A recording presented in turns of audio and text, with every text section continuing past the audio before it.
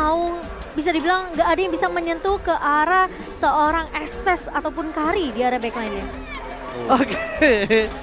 Aduh, terima kasih KP udah dipasangkan dari saya. Aman. Enggak, banyak ini ya. Kejadian-kejadian yang tak terduga. Iya. Dan kalau kamu lihat ini kita belum masuk kamera barengan, Be. Oh iya. Sebaran kita tahu. Iya, iya. Kan? Oh iya. Iya. Aku Oke. juga. Anyway, Kita hitam-hitam kan? Iya. sedikit memotong. Boleh. Beatrix dimunculkan dan ini adalah hero yang sangat nyaman sekali untuk Gusta Lagusta. Gusta nyaman banget hero Beatrix ya. Dan bahkan permainan dari Blacklist International mungkin ini akan ada satu buah jungler yang cukup keras. Dan nggak menutup kemungkinan akan adanya Akai. Dan nggak menutup kemungkinan juga ini akan menjadi salah satu counter untuk seorang Hayabusa itu sendiri. Tapi menutup dengan adanya Parsha yang akan bermain backline dan Barat. template Blacklist International dikeluarkan untuk di game yang pertama, Oke, Profesor. apakah akan ada muncul Grok hero yang bisa langsung jump in ke arah belakang? Karena untuk sekarang Grok pun masih terbuka. Ditambah dengan kita tahu sendiri possibility untuk Parsha yang sangat diam di tempat. Ketika dia menggunakan Feather Strike ini akan menjadi makanan nyaman bagi Grok. Dan itu adalah serangan yang cukup mutlak ketika ada di tangan dari Lewis. Karena Lewis juga gemar sekali untuk bermain dengan hero yang cukup menabrak.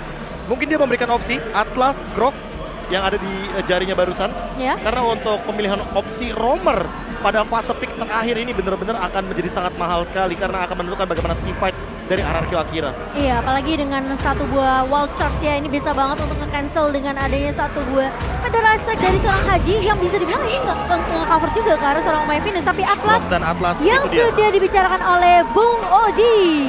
Atlas, Grok, pokoknya dua hero ini benar-benar ofensif banget dan bisa dibilang paling cocok untuk dengan 4 hero lainnya. Dan ini dia, ketika udah Atlas dikeluarkan, Edward akan menjadi salah satu orang yang akan membuat RRQ Akira lumpuh.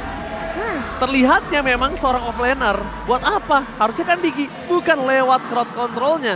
Tapi gimana caranya backline dari RRQ Akira dipotong dan Purify Gaming yang dibilang oleh Profesor KB akan berjalan ke kali ini atau tidak ada Purify Gaming. Atau jangan-jangan mereka YOLO dengan flicker. YOLO? Iya, jadi ya main ini aja high risk high reward yang sempat kita mention di awal. Bahkan sebelum draft pick dimulai. Yes, benar banget. Tapi semua kembali lagi bagaimana dari Blacklist sendiri di sini mencoba untuk mengcover ya. Apalagi ini prioritas untuk targetnya banyak banget. Ada Kari, ada SS juga. Dan gimana caranya Barat untuk ikat ke arah seorang King dengan Hayabusanya. Alright, let's go to the lane of down. Ini dia di match kedua hari ini Upper Bracket Blacklist International bersama dengan RRQ Akira.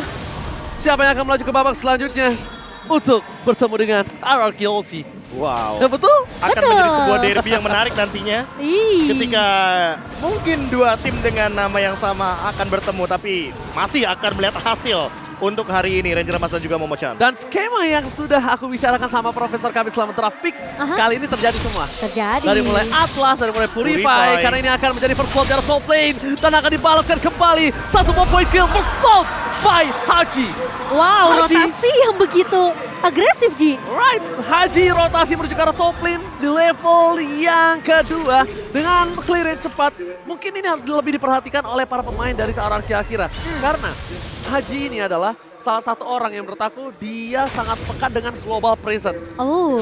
Jadi kalau udah bisa main global presence di dalam skillnya, berarti map awareness-nya lebih kenceng. Oh, Ya nggak Profesor? Ya, ditambah dengan bagaimana Haji sendiri kan menggunakan Varsha yang dengan Wings by Wings-nya semenjak menit-menit awal biasanya kita akan lihat bagaimana pergerakannya ke area gold lane, tapi untuk sekarang ke area EXP lane. Jadi agak sedikit ditukar untuk bagaimana targeting sebagai first blood-nya. But it's okay, yang penting Tekashi benar-benar untuk sekarang sepertinya akan kalah lane dan untuk 30 detik ke depan Edward akan lebih tersenyum ketika melakukan setup ke arah turtle.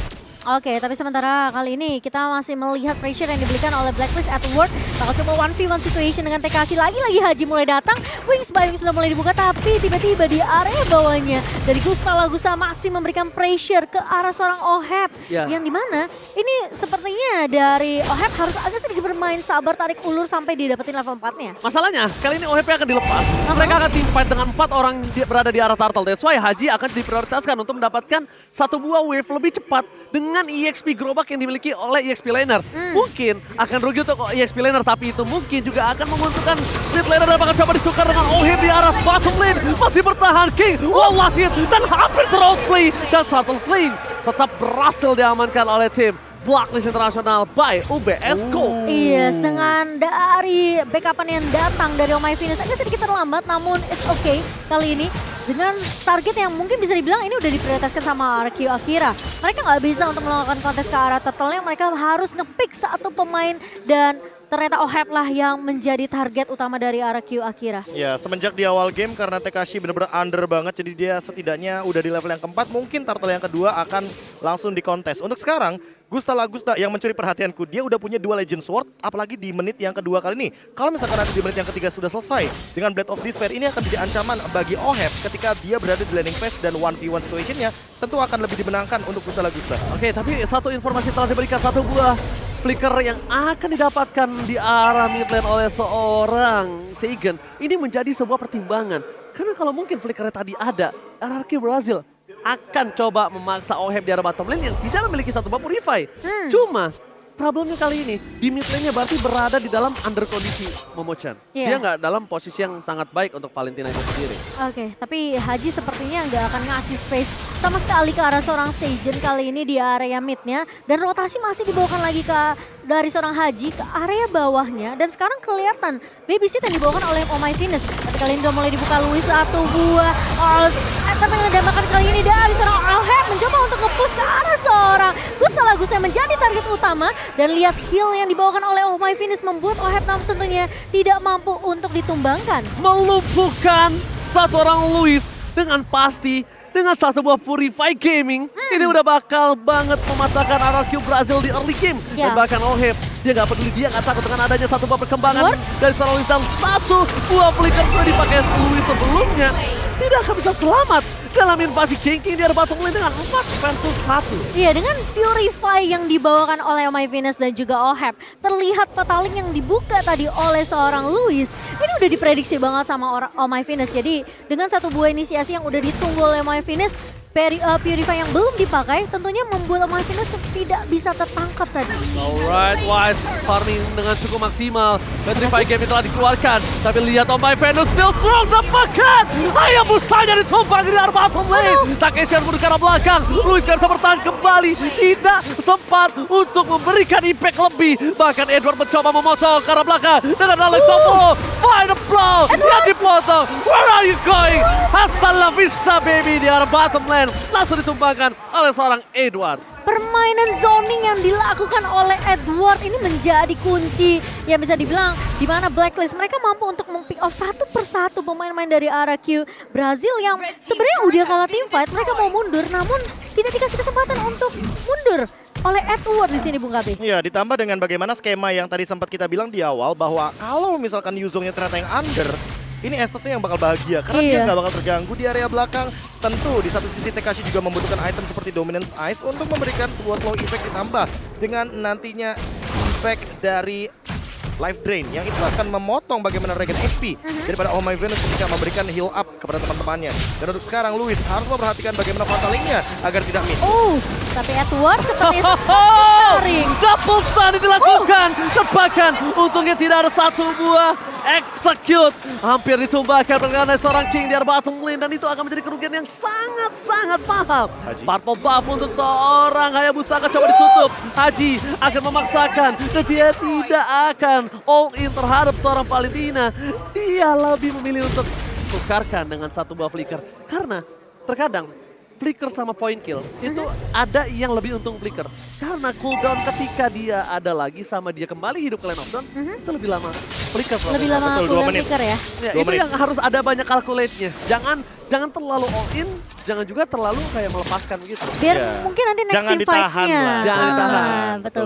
Dan untuk sekarang dengan poin gap yang terlalu jauh menurutku dengan 6 poin kill berbanding 1 dengan gold juga menuju ke arah 7.000. Ini teman-teman dari RRQ Brazil, RRQ Akira cukup kesulitan untuk menguasai bagaimana map mereka agar mereka bisa setidaknya membuka sebuah skema untuk farming entah di laning atau bahkan di area jungle. Meskipun begitu startup selain by UBS Gold telah didapatkan dengan perfect oleh Blacklist International dengan 7.000 gold difference dan Oh My Venus memiliki 80% win rate. Simpan di sana Wise belum ada kaverisasi, belum ada Federal Strike dan kali ini semua berkumpul menjadi satu. Tekashi gak bisa membubarkan para pemain dari tim Blacklist, bahkan Tekashi masuk. Biasanya mereka itu membubarkan barisan, tapi ini mereka menjadi regroup. Karena banyaknya Purify, karena ada help yang sangat-sangat maksimal supply dari Oh My Venus. Iya.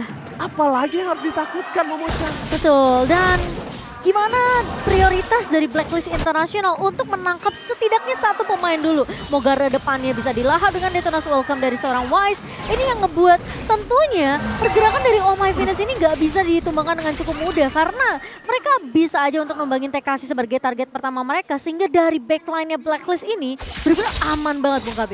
Ya, ditambah dengan Edward yang selalu melakukan sebuah tekanan kepada lane jauh dari teman-teman Blacklist maupun RRQ Brazil. Dengan Electro Final Blow ini akan menjadi sebuah instant push dan hampir saja ada sebuah pick off terjadi di area mid lane. Kita bisa lihat sendiri dari itemnya Haji, dia udah selesai dengan Light Interaction. Sepertinya akan menuju kepada Holy Crystal sehingga nanti burst damage yang akan diberikan makin berlipat ganda sesuai dengan levelnya dia yang udah berada di level yang ke-10. Oke, Haji ini akan bermain beda nih. Karena udah di menit yang ke-8 dengan item yang banyak. Dia akan bermain poking damage. Tapi lihat, pada second telah dikeluarkan, Louis gak bisa bertahan. Dan masih ada seperempat darah terakhir menyelamatkan dirinya. Di menit yang ke-8 Haji langsung mundur ke arah belakang mencoba mengejar seorang Hayabusa. Dengan pergerakan dari seorang Haji, dia tidak memiliki satu buah Winter. That's why dia memilih untuk mundur terlebih dahulu ketimbang untuk memaksakan team fight yang selanjutnya, Momo-chan. Iya, aku masih menunggu Luis dengan satu buah flicker dan juga fatalingnya sih.